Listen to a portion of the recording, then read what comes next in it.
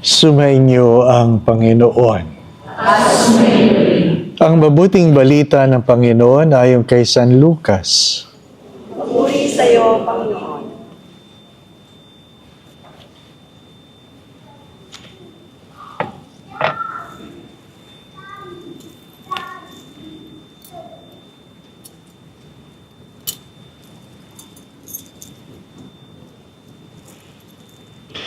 Noong panahong iyon, ang Panginoon ay humirang ng 72, pinauna niya sila ng dala-dalawa sa bawat bayan at puok na patutunguhan niya.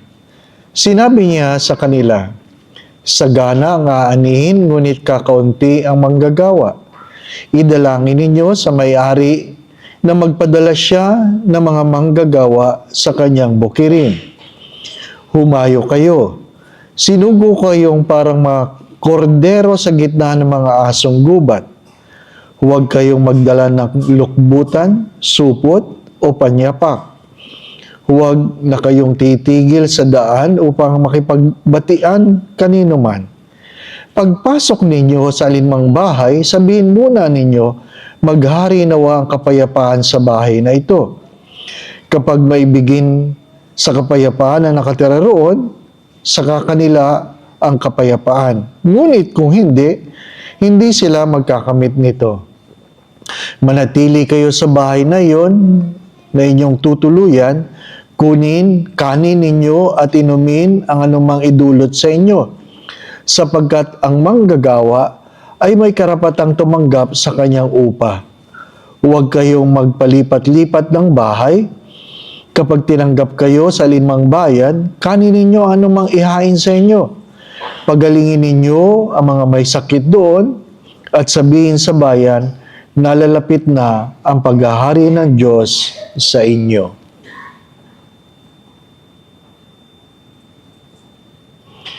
Ang mabuting balita ng ating kaligtasan.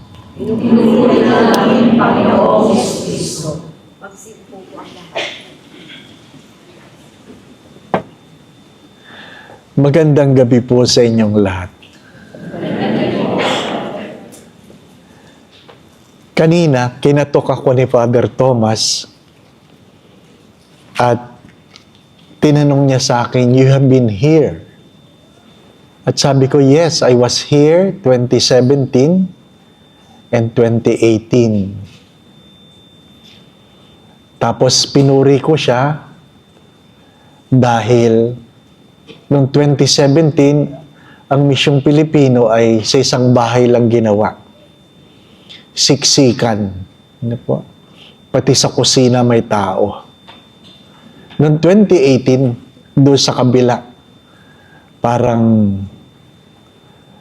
ano bang tawag natin doon? Karaban. Kung ano man, no? Ngayon, dito na. Ang ganda-ganda. Sabi ko nga sa kanya, "You are now Thomas the Builder." Magre-retiro na siya. Magre-retiro na. At napakagandang alaala. Nakikiraan lang tayo sa mundong ito. Kayo, ako, lalo na tayo mga Pilipino, nakikiraan lang tayo dito. Sapagkat pagkatapos ng ating trabaho, pag tayo nag-retire, uuwi na. Uuwi ka na. Ang tanong lamang ay, meron ka bang uuwian? Baka kasi nangapit bahay ka, hindi na makakauwi sa dating bahay. Ano ang kwento? Ang buhay ay parang isang pagtatahi. Pagtatahi ng ano? Pwedeng tapestry, pwedeng carpet, pwedeng kortina, pwedeng mantel, pwedeng damit, pwedeng short, or pwedeng basahan lang. Nasa iyo yun. Ikaw ay may kalayaan kung ano ang iyong iiwanan. Ikaw ay may kapangyarihan na gumawa ng sarili mong alaala. Anong alaala ang iyong iiwanan? Marahil yung mga unang nakatira dito sa Ruwais, hindi nila ma-imagine na may simbahan na. Ang naalaala lang nila ay ang lumang lugar kung saan nagdiriwang. At pag sinabi mo sigurong, uy, maganda na simbahan. Ang tanong siguro ay, talaga? Yun lang naman, talaga? Mga minamahal na mga kapatid, palagi ko po itong sinasabi, hindi mo hinahayaan ang mundo na pigilan kang mangarap. Pangarap lang ang libre. Pagbabawalan mo pa. Nung ako po ay nakikitira sa squatter sa aming apostolate, nakikitira ako sa isang barong-barong na kung saan ang aking tinitira na kanilang hanap buhay ay pangangalakal. Sa gabi lumalabas kasi sa gabi nagdadampot ng basura. Plastic. Yun ang aming ginagawa sa gabi. Pero, saan man ako magpunta, tinatanong ko palagi ang mga bata, anong gusto mo paglaki? Anong gusto mo paglaki? At nagulat ako, sabi ng bata, gusto ko pong maging doktor. Sa gitna ng kahirapan, at sabi niya, gusto ko pong maging doktor. Ang nanay, basag trip. Kasi mahirap eh. Parang sinasabi niya, paano ka magiging doktor? Sa hirap natin. Agad-agad sabi ng nanay, doktor? Kaya mo? Nilakihan ko ng mata yung nanay. Bakit? Masama pang mangarap? Hindi. Pero tuwan-tuwa ako sa sagot ng bata. Sabi ng bata, tumingin sa nanay, sabi niya, kaya ko po. Kayo, kaya nyo.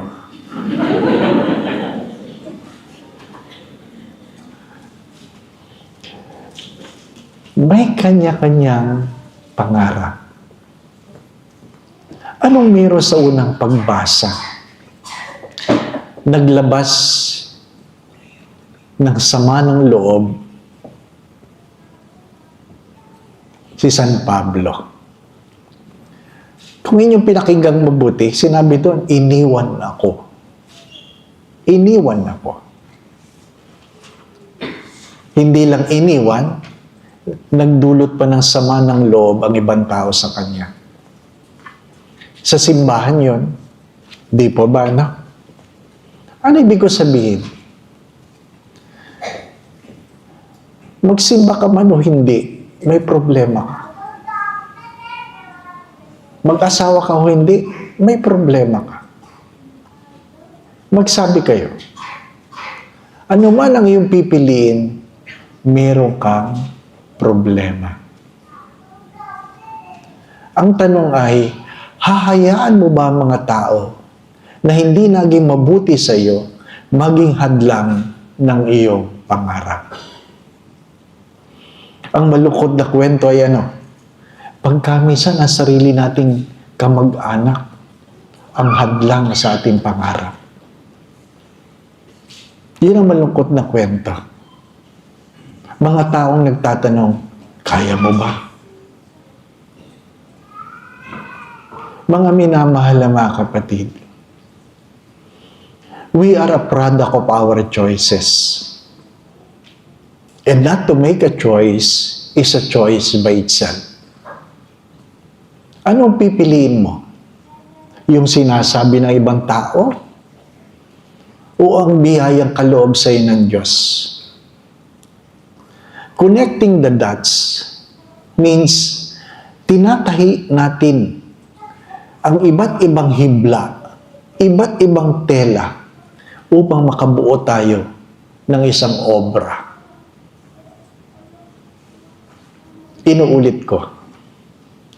Connecting the dots ay isang pagtatahi ng iba't ibang tela upang makabuo tayo ng isang obra maestra.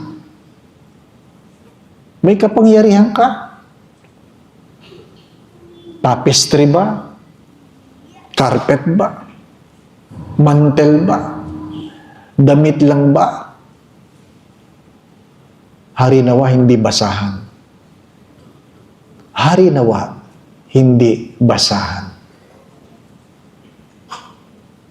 Ang higit na pinagkalooban ay higit na hinahanapan. To whom much is given, much is required.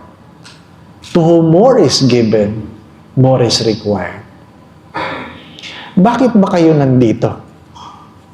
Bakit kayo nandito? Ang sagot dyan ay, nangarap kayo. Di po ba, no? Pwede naman kayo makontento sa atin. Pero nangarap kayo. Ang aking tanong ay, nasaan na kayo sa inyong mga pangarap? Nasaan na kayo? Yung iba, magre-retiro na. Nasaan ka sa iyong pangarap? Naabot mo ba? Kasi, dito, pwedeng merong lump sum, pero walang retirement. Walang pension. Di po ba? Ang tanong ko nga isang araw, yung bang naipon mo, kaya kang buhayin sa natitirang araw ng buhay mo. Kung nag-ipon ka. Di po ba, anak? Kung nag-ipon ka. Meron akong magandang kwento noon na kung saan yung isang nagpunta dito, hinihingan siya ng kanyang kapatid. Magpadala ka naman. At nagpapadala siya. Sabi niya ng kanyang kapatid, dagdagan mo naman. Galit na galit siya. Kasi nagtitipid siya dito at merong nanghihingi. Kaya ka lang dito dahil gusto mong umunlad, hindi po ba? Pero, yung mga iniwan mo sa Pilipinas, gusto rin ng ambon. Di ba? Harinawa, maambunan sila. Parang yung pag ikaw ay nagpipilgrimage, ang daming nagsasabi, Father, pasalubong naman. Hindi naman nagpadala ng pera. Di ba, no? Mahilig tayo sa ganun eh. Pag umuwi ka, ang daming sasalubong. Feeling nila, talagang sako-sako ang pera mo dito.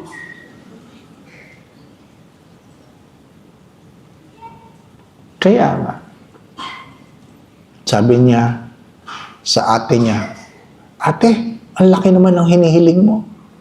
Sabi ng ate niya, pasensya ka na. Malaki ang pangangailangan ni nanay. Dagdagan mo naman. Dinagdagan niya. At palaki ng palaki.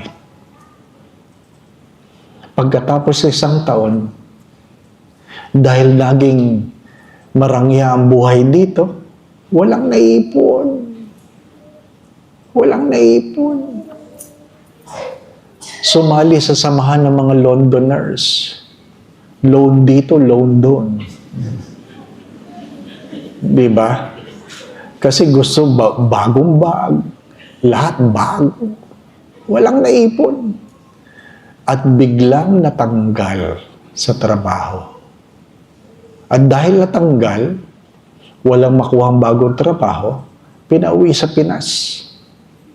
Pinauwi sa Pinas. Walang naiuwi, kundi isang maleta. Walang naipon. Walang may pasalubong. Sinalubong siya ng ate niya. Tahimik lang ang ate niya. At pagdating sa bahay, wala man lang siya maiabot, walang maibigay, nagtatago siya sa kwarto. Hiyang-hiya sa sarili. Galit sa ate niya. At sinumbatan ng ate niya, sabi niya, alam mo, kaya ako walang naipon? Dahil hingi ka ng hingi. Tahimik lang ang ate niya. Maya-maya, bumalik ang ate niya. May dalang passbook. Ibinigay sa kanya. Sabi niya, alam kong hindi ka mag-iipon. Kaya akong humingi. At lahat ng hiningi ko, inipon ko para sa iyo. At nakita niya, nasa bangko, lahat ng kanyang pinadala. Umiyak. Umiyak. Nagpapasalamat sa ate niya. Pero hindi yan ang kwento nyo. Naluluha-luha ka pa. Hindi yan ang kwento mo. Ha? Huwag mo asahang pinadala mo na ipon. Feel na feel naman niya, oh. May kanya-kanyang kwento. Walang nakakaalam. Diba? Ano sabi ko? If you keep buying things you do not need, someday, you will sell the things you need. Para tayong mga misyonero sa Ebanghelyo. Misyonero sa Ebanghelyo. Makikitara lang. At sana, binabati natin tinitirahan, sumayo ang kapayapaan. At kung mabuti siya, matitira sa kanyang kapayapaan. Kung hindi, babalik sa iyo. Kainin mo ang ihahain sa iyo. Diba? Magtiyaga ka. Ano ba naman ang aasahan ko dito? Siyempre, kung mga kasama mo sa parokya, Bombay, Indian, di Indian ang makakakain mo. Di pa ba ano? Pating omelette, may sili, di ba na? Lahat manghang. Lahat. O di kainin mo. Hindi naman yan habang panahon.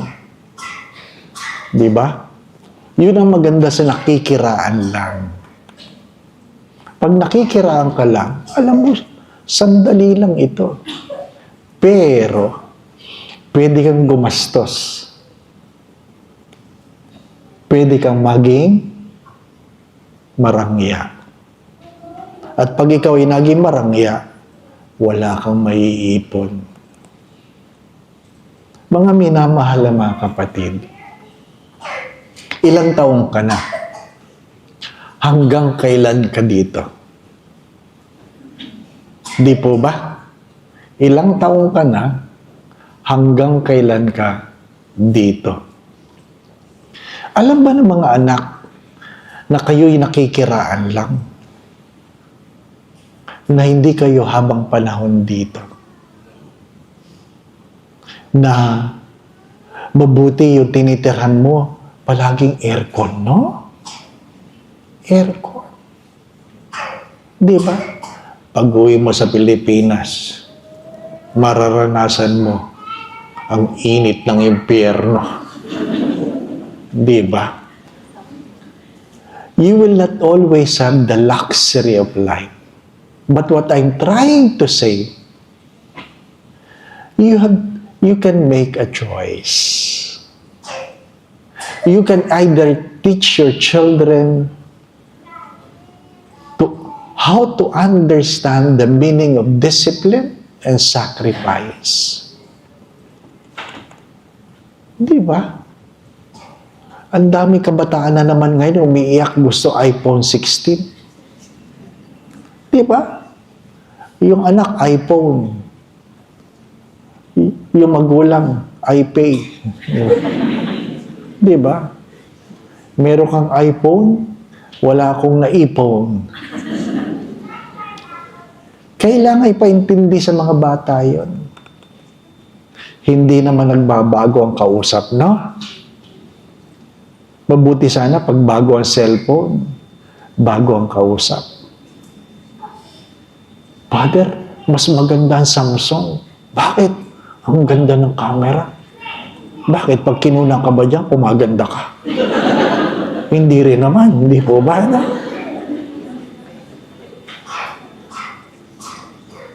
Ano ang tinatahi mo? Ano ang mga pinagdudugtong-dugtong mo ngayon? Ano ang mga bagay na dapat nandyan, ngunit ayaw mong isama sa pagtatahi? Bakit? Pag tinignan mo ba yung mga pinagbibiling basahan? Maayos ba yung mga tela? Hindi. Mga tira-tira lang. Ngunit maganda ang pagkakatahi. Sa ganda ng pagkakatahi, na mahal ang presyo. Wala sa tela yan. Wala sa tela. Nasa design. Di ba, anak? Yung iba magsasabing, wala yan sa presyo. Nasa nagdadala. Di ba? Nasa nagdadala yan.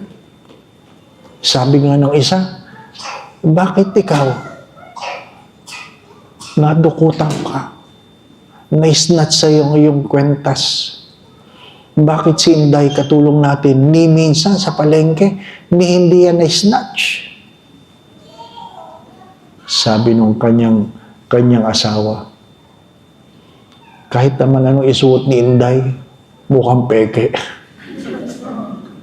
Nasa iyo yun, di po ba na? My dear friends, my brothers and sisters, no one can be blamed except ourselves. Kung walang pupuri sa'yo, hindi mahalaga yun. Sapagkat kadalasan ng sinasabi ng tao sa atin ay tungkol sa kanila at hindi tungkol sa atin. Pakinggan yung mabuti kung ano sinasabi nila. Kadalasan kung ano ang sinasabi ng ibang tao tungkol sa atin, ay hindi tungkol sa atin, tungkol sa kanila. Pag mayroon silang pinupuri sa atin, tungkol yan sa kanilang mga pangarap. Kung mayroon silang panlalait sa atin, tungkol yan sa kanilang kabiguan. Kaya pag mayroong nagsasalita ng hindi maganda sa iyo, tingnan mo na lang. Tingnan mo na lang. Kahit gaano kasama ang sabihin, tingnan mo. Ngitian mo. Kahit naman si Jesus nilibak, di po ba na? Nung ako'y na-stroke, 2 years ago, maraming binago nito sa buhay ko. Higit sa lahat, maraming binago nito sa aking pananaw. Ang mahalaga kung gusto nating magbago, baguhin natin ang ating pananaw. Hindi yung mga taong kasama. Sapagkat gumawa ka ng mabuti, may sasabihin ng ibang tao. Wala kang gawin, may sasabihin pa rin. Kaya, gumawa ka na lang. At kung mayroong magagalit, ngitian mo na lang. Sadyang may magagalit. Kahit gaano kaganda ngayong ginagawa. At yun ang aking payo. Ngitian mo. Pag galit na galit, gandahan mo ang ngiti. Pag galit na, lalong gandahan mo ang ngiti. Tingnan mo siya sa mata. Ha? Pag ayaw tumigil, humingi ka ng malayo. At sabihin mo, mamamatay ka rin. Diba? Bakit nyo sinisira ang inyong mga pangarap dahil sa sabi-sabi? Hindi sinira ni San Pablo ang panawagan sa kanya ng Diyos dahil sa mga taong tumalikod sa kanya. If your plan fails, change your plan. Never give up on your goals. Never give up on your goals. Ang bawat pangarap ay may dahilan. Alam po ninyo, yung aming mga pamangkin, tinatanong ko yan anong pangarap mo? Sabi nung isa, magbubuti. Magbubuti. Alam niyo yung magbubuti? Yung namimili ng bote. Sabi ko, grabe naman. Ito lang pangarap ng aking pamangkin. Yung isa, puro lalaki na. Yung isa, ano pangarap mo? Labandera. Bakit ganito mga pangarap? Tinanong ko yung kapatid ko, ba't ganito mga pangarap ng mga anak mo? At tinanong namin, bakit mo gustong magbubuti? Ang sagot niya, kasi marami siyang kaibigan. Hindi yung pagbubuti ang hinahabol niya. Ang habol niya, maraming kaibigan. Kaya tinanong ko yung labandera, ikaw, ba't gusto mong maging labandera? Sabi niya, marami silang kwentuhan. Ibig sabihin, nakikinig siya sa chismisa ng mga labandera. Ano ang iyong pangarap? Pero kung pagtutuunan niyo ng pansin ang sinabi ng dalawa, hindi sila nangarap tungkol sa kanilang makukuha, kundi kung sino ang kanilang makakahalubilo. Gusto ko ng maraming kaibigan. Mahirap yung ang pangarap mo yumaman lang. Tapos wala kang kaibigan. Mahirap yun. Whether you like it or not, our future is always dictated by the people we are with and the books we read. Mayroong maganda sa unang pagbasa? Hindi iniwanan ni San Lucas si San Pablo. Sino yung mga taong hindi umiwan sa inyo? Pinasalamatan nyo na ba? Marahil yung iba sa inyo yumaman na, yung mga kaibigan yan, na natiling mahirap. That's why, after my ordination, the very few people I visited was my teacher. Teacher in the elementary. Teacher in the elementary. Bakit? Marami sa kanilang estudyante, engineer na, doktor na, nurse na, accountant na. Magre-retiro silang teacher. Sometimes great people are made by those neglected. Mahirap din yung pag tayo ay nasa taluktok na ng ating mga pangarap. Ang una natin nakakalimutan, yung mga taong naging katuwang natin sa panahon ng kahirapan. Do not forget the people that accompanied you, that made your dreams possible. Again, pag tinatahi-tahi mo, if you connect the dots, you cannot only connect the linen, but the people that work with you. Lilipas ang lahat. Di ba, no? Binibiro ko yung iba sa Musapa. Kasi pagdating ng araw, lahat naman hihiga tayo sa kabaong. Di ba? Pipilahan ka ng tao. Ang bisita mo, depende sa pakain mo. Bakit? Di ka naman nila kilala. Di po ba, no? Oo. Maniwala kayo. Ang bisita nyo, depende sa pakain ng lamay ninyo. Magpamudmud kayo ng 500, mapupuno yan. Pero, hindi kayo kilala ng mga tao. Hindi nyo sila bisita. Bisita yan ang kamag-anak ninyo. Di ba? Di sisilipin ka sa bao. Yan palang anak niya. Yan palang pinsan niya. Yan palang tita niya. Siya pala. Siya ba yung hindi nang bibigay?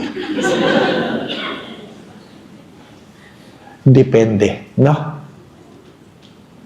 My dear friends, my brothers and sisters, ano yung mga bagay na pinipilit ninyong tastasin kasi sa tingin ninyo, hindi maganda?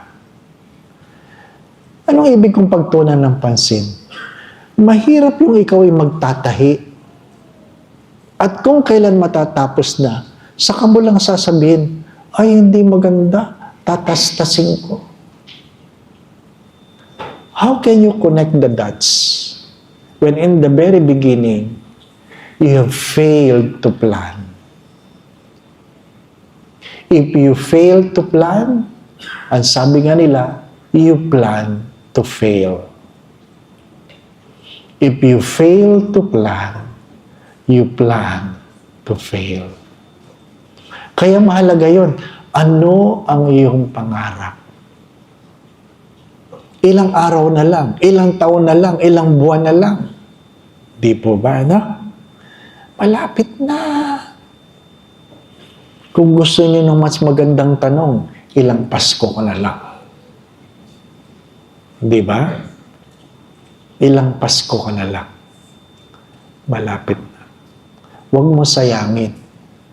You can never blame other people for what you have become because we are always a product of our own choices.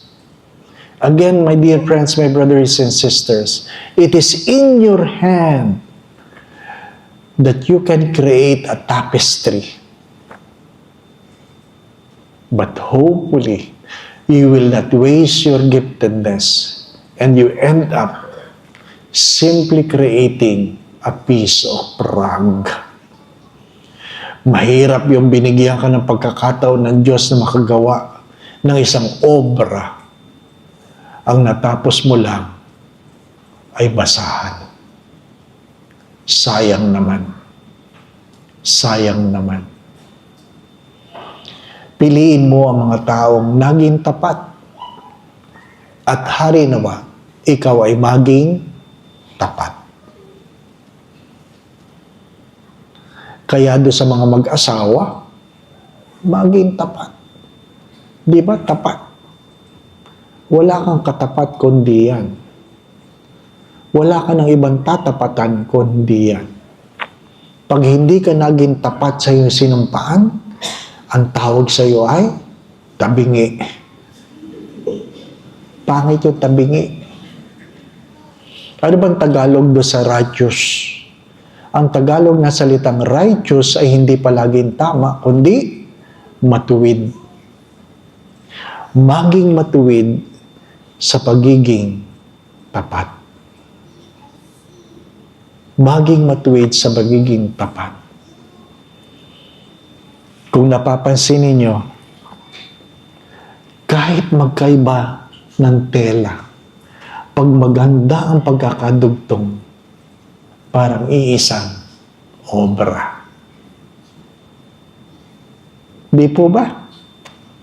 Kahit magkaibang tela, pag maganda ang pagkakadugsong, parang isang obra. We connect the dots. But I hope you have a dot to connect. Di po ba, no? We connect the dots, but I hope you have a dot to connect. Worse, you are simply connecting the dots of other people. Mahirap yung ang iyong tinatahi, hindi pala sa iyo. Huwag niyong kakalimutan, may kanya-kanya tayong kwento. Ang ganda ng kwento, no?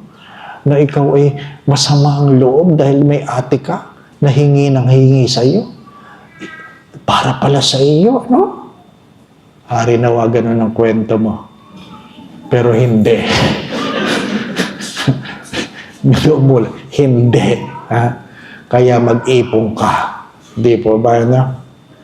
Ipaalala sa mga anak, mahirap yung may iPhone, walang ipon. Again, my dear friends, my brothers and sisters, life is short. Death is certain.